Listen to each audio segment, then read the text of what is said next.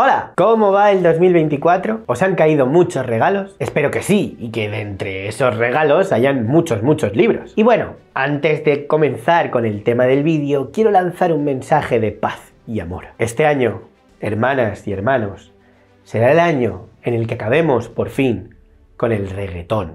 ¡Es la guerra! Y Harry Potter, a tu casa. Dale, Javi, que empezamos.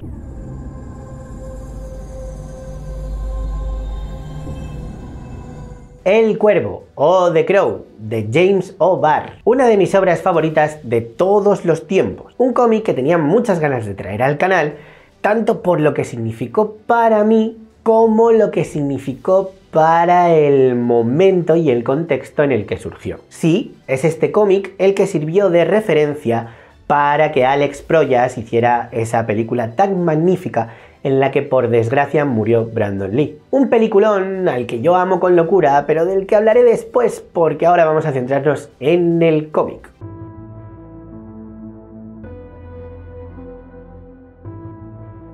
Una época en la que artísticamente todo se volvió un tanto más oscuro. Se buscaba la intensidad de las emociones y todo tendía hacia una gravedad y hacia una estética sombría que casara un poco con las ideas estéticas del momento. Tendencias más introspectivas y un punto nihilistas. Muy propias del momento, en realidad. Si en los 80 todo era mucho más colorinchi y brilli, donde la jauja y la vitalidad eran la tónica, en los 90 entramos en una fase quizá de tomarse todo demasiado en serio. Y ahí, en ese caldo de cultivo, justo al principio de la década, nací yo. ¿Os imagináis al Chris bebé? ¿Un bebito con barba roja y gafas? ¡Qué mono, ¿eh? Bueno, pues que yo fui un crío que se crió en un mundo sin móviles, sin redes sociales y con mucho rock and roll. Con muchas guitarras y libros en casa y en una época en la que llevar melena y vestir de negro era lo normal. Así pasé yo toda mi adolescencia, de negro, queriendo ser músico o poeta y con un melenón negro largo y rebelde. El caso es que os cuento esto para que veáis que yo no era nadie especial, al contrario, era igual que todo el mundo que en ese momento seguía esas tendencias. Lo mismo que cuento para mí se podría aplicar a muchos críos de la época. Una época donde lo emocional no se escondía, donde comenzaba a hacerse hincapié en problemas como la depresión o la tristeza, y donde escribirle una canción a la chica que te gustaba del Insti era la mayor expresión de amor de todos los tiempos. Es verdad que eso también trajo a una generación frágil, que crió a una generación todavía más frágil, y bueno, ahora pues reggaetón. Joder, cómo odio el reggaetón, ¿eh? Pero en ese momento estaba a punto de estallar el grunge, con grupos como Nirvana, Pearl Jam, etc. Y empezaba a ser la tónica grupos como The Cure o Joy Division que marcaban esa tendencia cultural, sobre todo. Y esto podía verse mucho en obras hijas de esta época. Sobre todo, por ejemplo, en el sello de DC Vértigo. La nave nodriza que vio nacer obras tan maravillosas como el Sandman de Neil Gaiman o Predicador de Garth Ennis. Una época de obras así, de obras culturales con ese corte, y de ese corte también nació la obra que nos ocupa, El Cuervo, de James O. Barr. Y es que este cómic, El Cuervo, es el epítome de la década de los 90. Cumple con todas las características, una estética oscura, asfixiante y decadente. Un tono muy emo y gótico. La idealización del amor por encima de todo. Una estructura totalmente experimental y mucha influencia, pero mucha, de grupos de rock, de nuevo, como he dicho, como The Cure o Joy Division. Una obra, vaya, muy hija de su tiempo y tan contundente como un martillazo en la sien. ¡Pah! De hecho, el cómic tiene frases que expresan muy bien el lirismo extremo de la época. Frases como: hay un hombre tocando el violín y las cuerdas son los nervios de su brazo.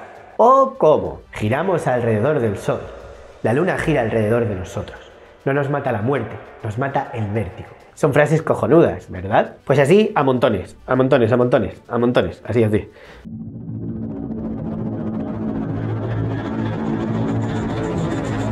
Vale, pero profundicemos un poquito más en las maravillas de esta obra. Para empezar, El Cuervo es un cómic cortito que se lee de una sentada. Para poner contexto, se trata de una obra que sirvió para que el autor pudiera sacar afuera a sus demonios personales. Y está inspirada en parte por sucesos reales que le ocurrieron en la década de los 70. Así, la semilla de esta obra es la muerte de su novia Beverly, que falleció atropellada por un conductor borracho realizando un encargo, un mandado que le pidió el propio James O'Barr. La sensación de pérdida y culpabilidad, unido a una vida bastante dura, fueron pues eso, los ingredientes que hicieron que James O'Barr lo plasmara todo en este cómic, en esta obra. Pero la gota que colmó el vaso fue la lectura en un periódico de un suceso en Detroit. Una noticia que narraba el asesinato de una pareja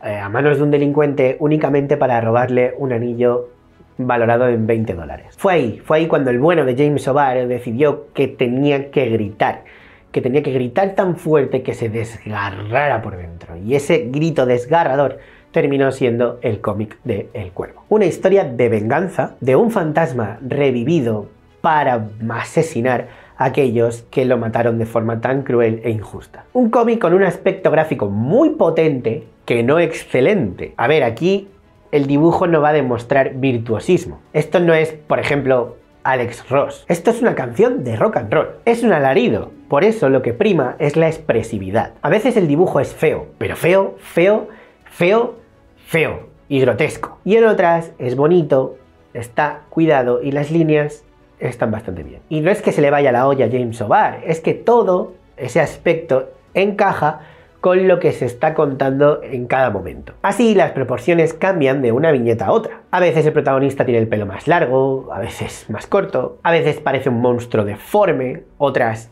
alguien muy estilizado, a veces es viril y agresivo, y en cambio en la viñeta de al lado puede parecer más andrógino, y así todo el rato. Además, la estructura no juega exactamente a intro, nudo y desenlace, sino que, como digo, parece más una canción de rock, pero tampoco al uso, no es estrofa, estribillo final, sino que juega un poco más a ser, pues eso, contundente, pero un tanto progresivo. No es tan importante la trama, que es casi inexistente, sino como las formas estéticas de mostrarla. De esta manera, entre página y página o entre capítulos, podemos encontrar hojas enteras dedicadas a poemas de Rimbaud, letras de canciones de The Cure o de otros artistas. Y es que ahí está la magia de esta obra. No es un cómic para leer poco a poco en varias tandas o muchos volúmenes. Como digo, esto funciona como una canción. Está pensado para devorarlo de seguido, dejándote atrapar por su atmósfera, por su tristeza negra y profunda como un pozo, por la pérdida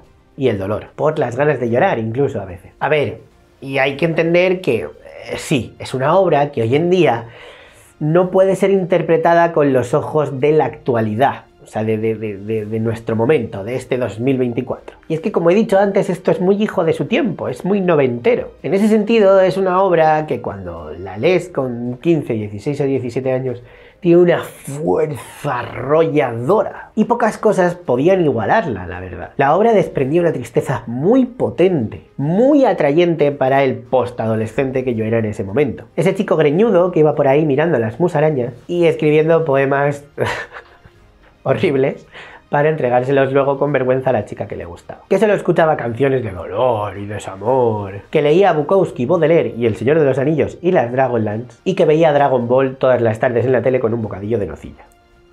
Que lo importante es lo importante. Claro, estamos en 2024, es que en realidad han pasado 30 inviernos. Es mucho tiempo, así que la obra, leída ahora, hoy, de nuevo, se sigue entendiendo que la tristeza es el motor creativo de todo. Pero esa intensidad que propone el autor, pues realmente ya no conecta tanto conmigo. Ya no es igual el chico de 17 que el señor de 33 a punto de morir. Y es que pensad que aquí todo está elevado a la enésima potencia. El dolor es infinito, la pena es abismal y el amor es eterno. Demasiado para un sugar daddy de 33 años al que la vida pues le ha mostrado su verdadera cara de higa de fruta. Además, ese recurso de que el único papel de la chica sea ser violada y asesinada para que el chico tenga un motivo que arranque la historia, pues bueno, es algo muy superado hoy en día, y menos mal. Con todo, si olvidamos la época gris y sin alicientes en la que vivimos hoy en día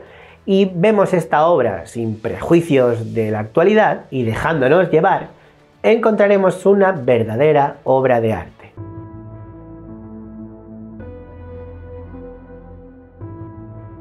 Y con estos mimbres, en 1994, Alex Proyas dirigió un peliculón como La copa de un pino. Y de nuevo, como no, muy hija de su tiempo. Ambiente oscuro y opresivo, mucha decadencia, humo saliendo por las alcantarillas y mucho cuero. Una película que se hizo lamentablemente infame por la muerte de su protagonista, Brandon Lee, durante el rodaje. Un actor que la verdad es que hacía suyo el papel. O sea, joder, es que está pletórico. Su Eric Draven es genial y hubiera lanzado su carrera hacia el estrellato de haber seguido vivo. Pero bueno, ya sabéis cómo fue la cosa. Una bala real se coló en el rodaje y Brandon Lee murió. Pero lo que es la peli, aun siendo muy diferente al cómic, consigue adaptar a la perfección su esencia. Y digo que son diferentes porque la peli está mejor organizada, también aunque tiene escenas duras, es más suave, y se adapta mejor al medio en el que se mueve, que es el audiovisual. Tiene más trama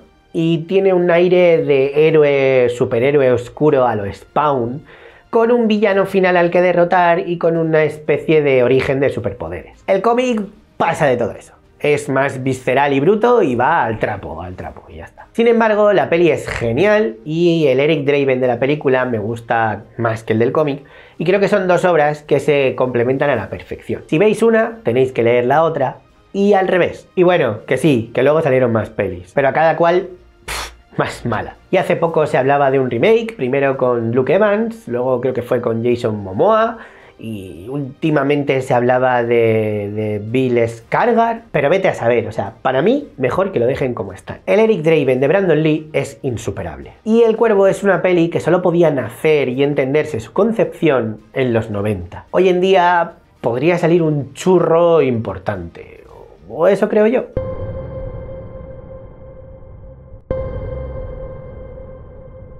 En definitiva, para mí, El Cuervo es una de esas obras definitorias de mi vida. El cómic que hay en mi biblioteca está ajado y muy usado porque durante mucho tiempo fue un cómic que siempre iba en mi mochila. Fuera donde fuera, el instituto, la universidad, siempre estaba ese cómic ahí, entre los libros, entre las libretas, siempre. Era como mi Biblia, mi ancla, por así decir. Y fue parte de mi concepción o educación emocional como escritor. Le tengo tanto cariño que, a pesar de entender que no casa con los estándares de hoy y comprender que todo es una hipérbole, no puedo dejar de recomendarlo. Es una obra intensa, pero es una obra preciosa. Así que si no la has leído, ¿a qué esperas? ¿A qué esperas? Es un tomo solo, es un tomito. Pero sobre todo, ¿a qué esperas para apoyar al canal por €1 al mes, solo en Patreon, solo €1 al mes? Y así conseguirás que hayan más vídeos de cosas así chulas e interesantes que nos gustan a todos. Más vídeos, más, genial. Tienes el enlace aquí en la descripción. ¿Qué esperas? Y nada más, espero que este vídeo te haya gustado. Nos vemos en el próximo. Adiós.